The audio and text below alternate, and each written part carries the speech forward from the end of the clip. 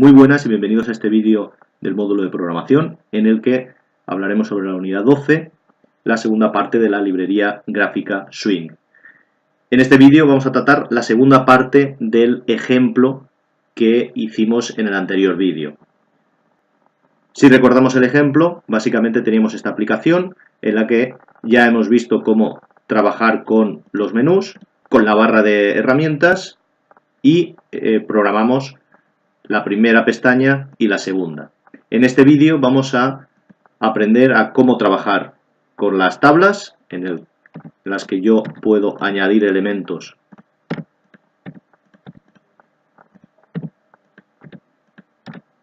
y borrar los elementos que a mí me interesen, y podré trabajar en la cuarta pestaña con los ficheros, de tal forma que yo puedo examinar un fichero y mostrar su contenido o guardar el contenido del text area dentro de un nuevo fichero o de un fichero existente. Vamos a ello. Bien, a continuación vamos a insertar los elementos de las pestañas 3 y 4.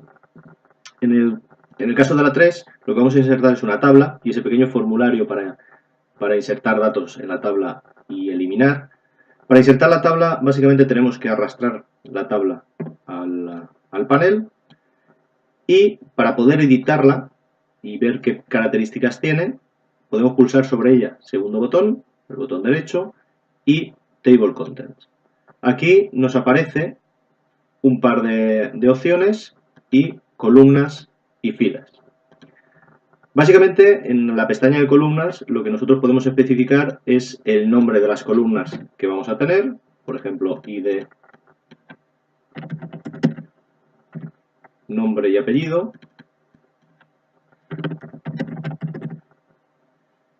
y si queremos eliminar alguna, pues simplemente le damos a Delete y lo tenemos eliminado, ¿de acuerdo? Si queremos insertar algún contenido en las filas, pues aquí podemos escribir lo que a nosotros nos interese, ¿de acuerdo? Y el contenido aparecerá. El apellido no me lo ha cogido, pero bueno, no pasa nada. Si nosotros ejecutamos,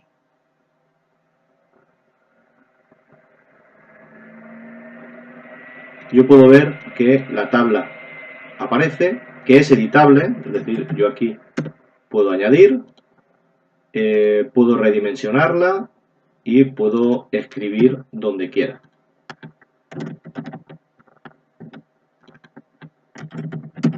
¿De acuerdo? Esto es por defecto, ¿vale? Básicamente, si le echamos un ojo a las columnas aquí, que nos hemos saltado, básicamente tenemos el ID, tenemos si se puede redimensionar o no y si se puede editar o no. Si yo, por ejemplo, quito esto, todo esto, y ejecuto, no podré editar nada, no podré escribir y no podré redimensionarlas, ¿de acuerdo? Está deshabilitado. De esta forma, nosotros no podremos insertar nada en la tabla. Por lo tanto, lo que vamos a hacer es una pequeña modificación a cómo el propio ID nos crea la tabla.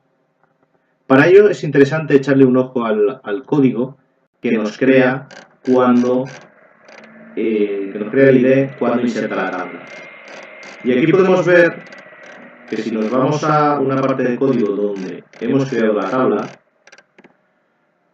esta es nuestra tabla. Aquí podemos ver que lo que realmente crea es, le establece un modelo de un objeto default table model al que le pasa el constructor el contenido de la tabla. Fijaos que aquí está por defecto 1 y pp, es decir, la columna 1, la columna 2, la columna 3, fila 1, fila 2, fila 3 y fila 4, y un vector de strings con el nombre, con la cabecera de cada una, el nombre de cada una de las columnas. Bien, esto el ID nos lo implementa al crear la tabla, pero no nos permite mucho más. Por lo tanto, lo que vamos a hacer nosotros es olvidarnos de todo lo que nos escribe el ID, de hecho ahora lo vamos a eliminar, y vamos a crearnos nuestro propio modelo para ser capaces de insertar elementos en la tabla y eliminarlos cuando nosotros queramos. ¿De acuerdo? Para eso, lo que tenemos que hacer es, en nuestra tabla que acabamos de añadir, ir otra vez a Table Contents y eliminar todas las columnas. Las eliminamos todas. De tal forma que la tabla se quede vacía. Y, como veis, no aparece nada. ¿De acuerdo? Si yo ahora ejecuto, es como si no existiese la tabla. ¿Por qué? Porque nosotros mismos nos la vamos a crear. ¿De acuerdo? Por lo tanto, lo primero que tenemos que hacer, vamos a ocultar esto, todo este código, lo primero que tenemos que hacer es crearnos un atributo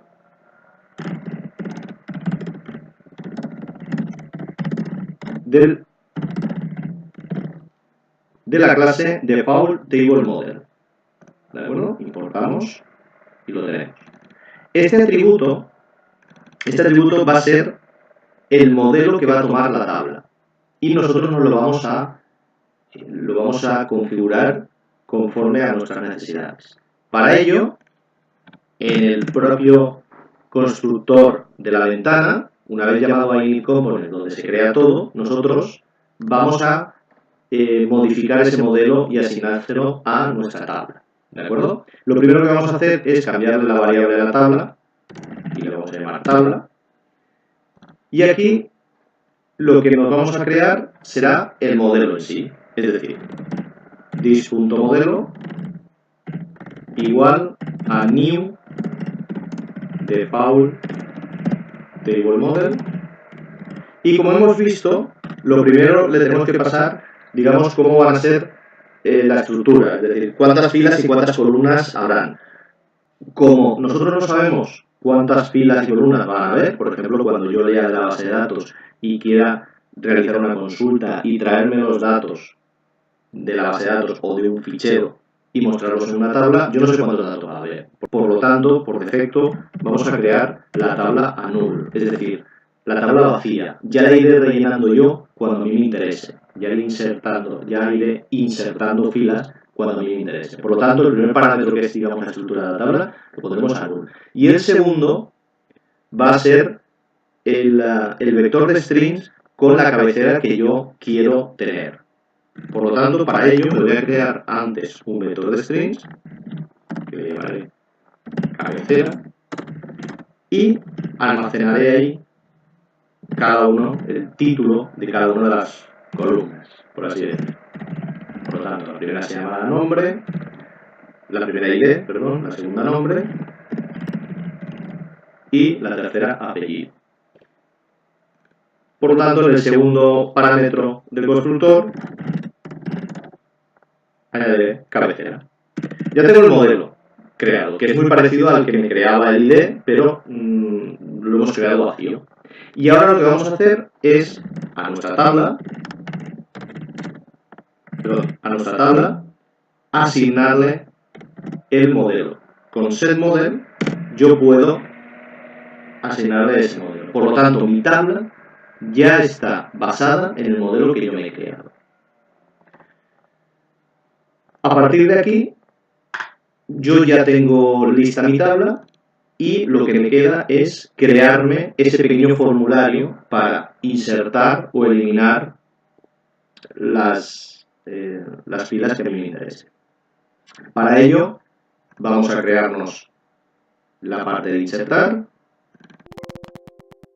donde aquí pondremos ID y un campo de texto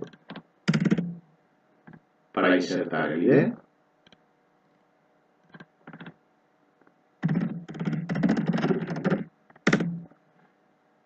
Luego el nombre.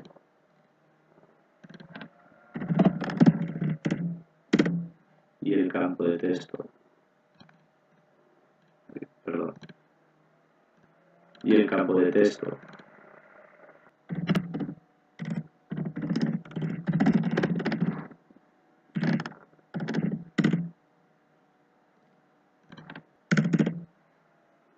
Para insertar el nombre.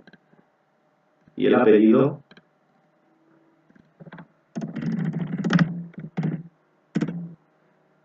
para insertar el apellido.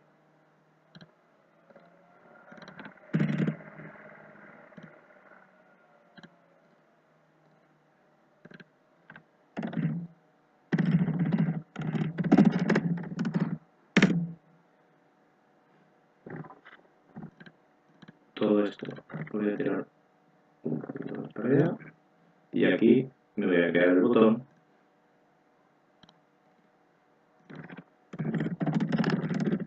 insertar.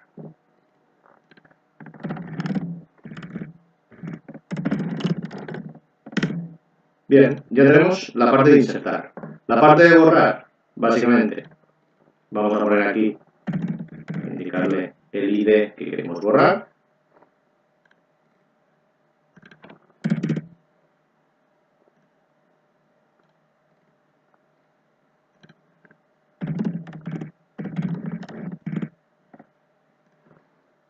Y un botón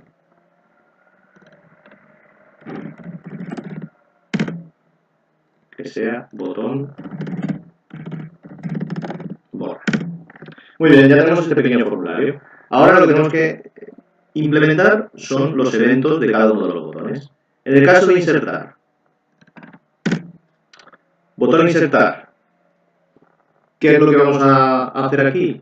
Básicamente vamos a coger los datos tanto de ID, de nombre y de apellido, de ID, de nombre y de apellido, e insertarlos de toda la tabla.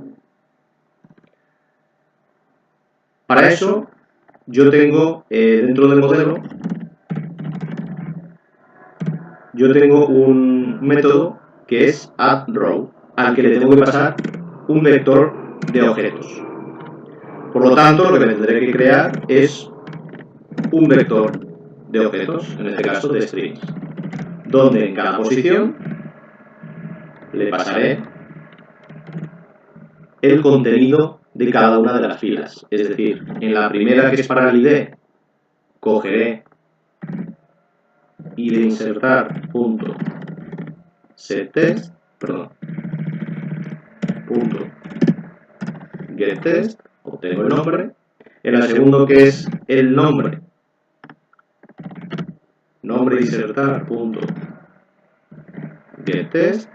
Y en el tercero, que es el apellido, dis punto apellido insertar punto getTest.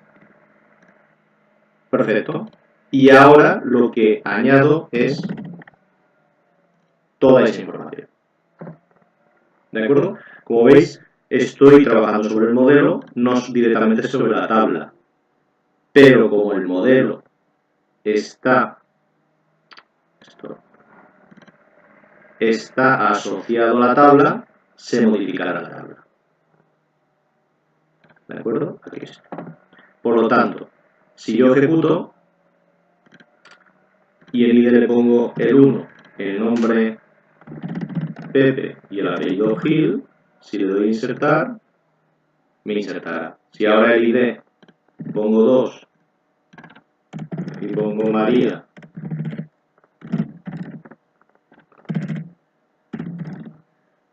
y aquí Pérez, me lo insertará. ¿De acuerdo? Si cada vez que quiero apretar, quiero que este contenido de aquí se elimine, es decir, se resete para no tener yo que borrar de nuevo, ya sabéis que lo que puedo hacer es, una vez pincho ahí y se inserta la tabla, lo que puedo hacer es dis.id insertar .secTest a vacío. dis.nombre insertar setTest a vacío. Y lo mismo con el apellido. Apellido insertar .setTest a vacío. De esta forma, cuando yo escriba el primero, nombre y apellido, me insertará y me eliminará para que yo ya pueda escribir directamente. Ahora vamos a implementar el botón borrar. Para ello, creamos el evento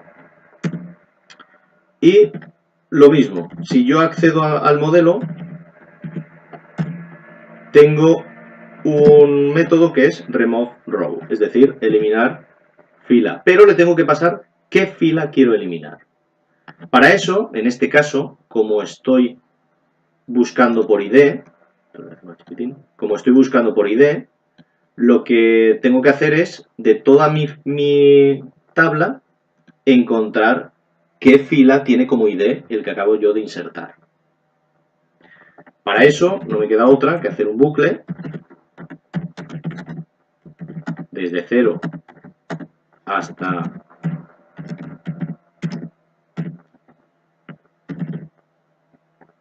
fijaos que yo puedo obtener el número de filas. Existe un método dentro de tabla que se denomina getRowCount, que me da el número de filas que hay actualmente en la tabla.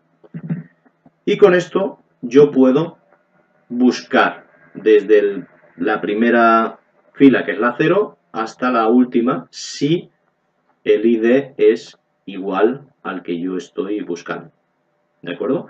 Por lo tanto, si el ID que a mí me han dado, que es idborrar.getTest, es igual al que estoy cogiendo ahora mismo de la tabla, entonces lo borro. Y si no, no lo borro.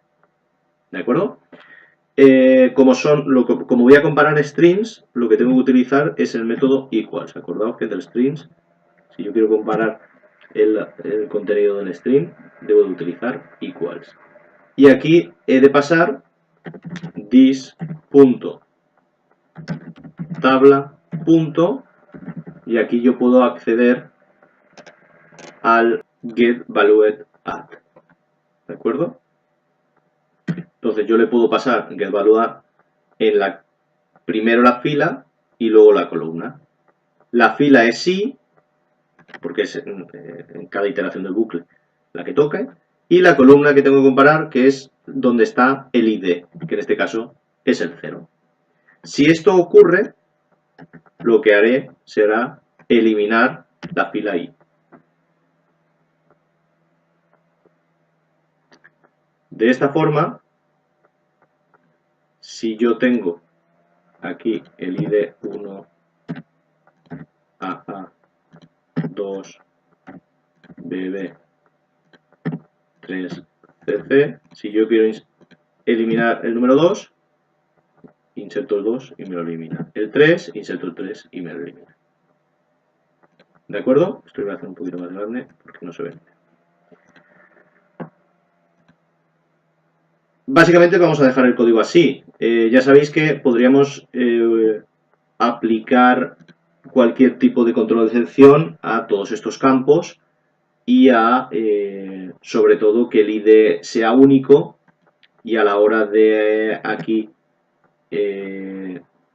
cuando yo inserto el 1, si yo sé que no va a haber dos IDs iguales, entonces a la hora de borrar este código deberíamos de modificarlos para que si encuentra el elemento salga del bucle. ¿De acuerdo? Si no, aunque encontrase el primer elemento, el ID en la primera iteración debería de recorrer todas las filas. ¿Vale? Entonces, convendría hacer algo como si he llegado al final, es decir, voy a iterar mientras i sea menor que el número de filas y además no haya llegado al final. En el momento que encuentro el ID y elimino la fila, lo que haré es que habré llegado al final. Free igual a true y entonces saldré del for. De tal forma que es un poco más, es más óptimo. Si yo inserto y quiero eliminar el 1, no hará toda la ejecución, es decir, eliminará el 1 y como fin será igual a true, no comprobará el resto de filas. suponiendo que ID es único, ¿vale? Que no va a haber dos IDs que se van a repetir. Pues esto en cuanto a las tablas.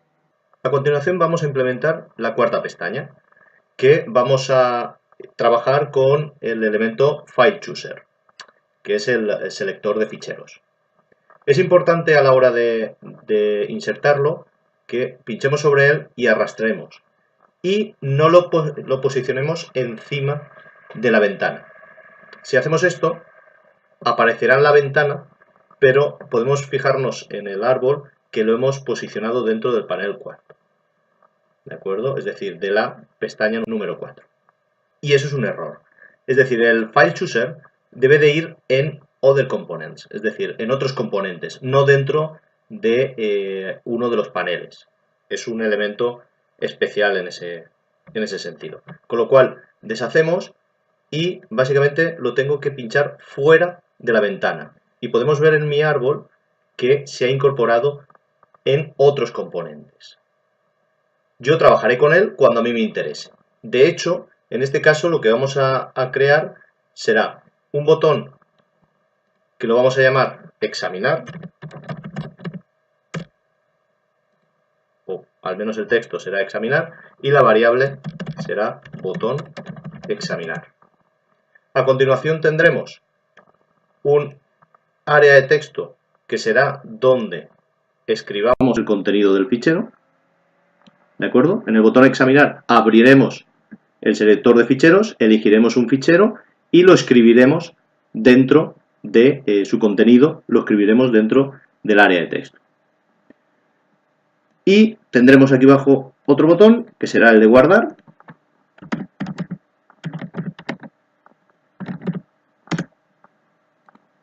Cuya variable se llamará botón guardar, donde obviamente guardaremos el contenido, guardaremos en un fichero el contenido del área de texto. Pues bien, vamos al botón examinar, creamos su evento, que lo tenemos aquí, y vamos a trabajar ahora con el selector de ficheros. Al selector de ficheros también le podemos dar un nombre desde aquí, que le vamos a llamar selector, que es mucho más corto que el nombre que se le da por defecto. Entonces, ya en el método del evento del botón examinar, lo primero que haremos será mostrar el diálogo del selector, el cual devuelve un entero, que le vamos a llamar selección. Y eso igualaremos el elemento selector y accederemos al método showOpenDialog sobre esta misma ventana. Es decir, con este método lo que vamos a hacer es mostrar el diálogo. Nos devolverá un entero que, dependiendo de su valor, habrá habido problemas o no. Por lo tanto, comparamos ese entero con la variable de la propia clase jFileChooser, que se denomina approve_option. Eso significa que si ese entero es igual al valor de esa variable, todo ha ido bien. Por lo tanto, si todo ha ido bien, lo primero que tendré que hacer será en una variable de tipo file, de tipo fichero, cogeré la variable selector y obtendré el fichero seleccionado dentro del selector. Importamos la clase file y ya lo tenemos. Ahora, todo lo que viene ahora es susceptible de provocar una excepción de entrada y salida. Por lo tanto, vamos a realizar un try y un catch del io.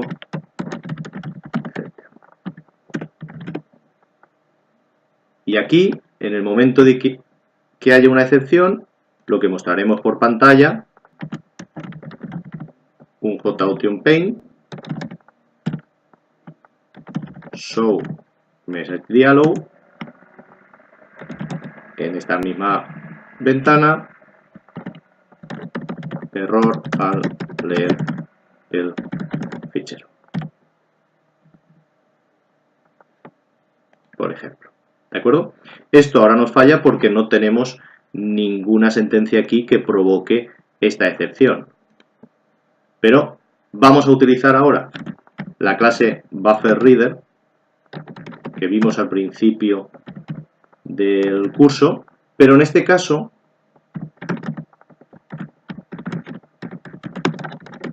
no lo vamos a utilizar para leer por pantalla, sino que lo vamos a utilizar para leer el fichero. Por lo tanto, ya no vamos a utilizar ese input stream reader que utilizábamos antes y ahora vamos a utilizar el file reader. Y como parámetro de entrada a este constructor le pasamos la variable fichero y obtenemos su ruta absoluta. Añadimos los imports que hagan falta y lo tenemos. Ya tengo mi variable in lista para leer del fichero. Como voy a leer línea a línea, lo primero que haré será crearme una variable que se llame frase, donde almacenaré cada línea que lea del fichero. Es decir, frase será igual a in.readline. Y aquí estoy leyendo cada línea del fichero. Como no sé cuántas líneas tiene el fichero, voy a utilizar un bucle donde mientras frase no sea null, yo leeré del área de texto. El área de texto le voy a llamar área fichero y accederé al área fichero punto sectest. ¿Y qué almacenaré? Almacenaré el valor que hay actualmente en el área de texto del fichero. Por lo tanto, obtengo su texto y concatenaré frase. Pongo un salto de línea para que la siguiente línea vaya debajo y lo tengo. Ahora, como estoy en todo un bucle, tendré que volver a leer la siguiente línea, in.readline. Una vez finalizado el bucle, lo que tengo que hacer será cerrar la lectura del fichero. Perdón, la lectura del fichero. Con esto, yo ya estoy mostrando el selector, he seleccionado un fichero, aquí lo tengo seleccionado un fichero, he creado una variable para leer del fichero y con este bucle lo que hago es leer línea a línea el contenido del fichero y almacenarlo dentro del área, el text area destinada para el fichero, que es esta de aquí. Si ejecutamos, podemos ver que si yo le doy a examinar y elijo un fichero, me mostrará el contenido del fichero. En este caso el contenido eran todos estos colores. Ahora vamos a trabajar con el botón guardar, donde yo voy a modificar el text area, por ejemplo voy a quitar blanco y voy a poner verde, y cuando le dé a guardar me tiene que mostrar un selector de ficheros y podré seleccionar el fichero donde quiero guardar los cambios o un nuevo fichero. ¿De acuerdo? Por lo tanto, voy a crear el evento de guardar, del botón guardar, y voy a hacer algo muy parecido a lo que acabamos de hacer, pero en lugar de abrir un diálogo para abrir, mostraré un diálogo para guardar, que, al igual que antes, devuelve un entero para ver si ha funcionado bien o no la selección del fichero. Y lo mismo, elijo el selector y en este caso he de mostrar no un Open Dialog, sino un Save Dialog sobre la misma ventana. Al igual que antes, comparo si la variable selección es igual a la variable de la clase FileChooser approve, es decir, si todo ha funcionado bien. En este caso, al igual que antes, me creo una variable fichero de tipo file donde almaceno el fichero seleccionado, getSelectedFile del selector. Y al igual que antes, al utilizar una clase susceptible de lanzar una excepción de tipo IOException, me creo los bloques try y catch con un mensaje parecido al que tenía antes, pero en este caso no es al leer, sino al escribir. ¿Qué clase es la susceptible de lanzarme una excepción IOException? Pues la clase printWriter, que es la que nosotros vamos a utilizar para leer del fichero. printWriter al que le paso directamente el fichero. Lo mismo de antes, importo la clase y ya la tengo.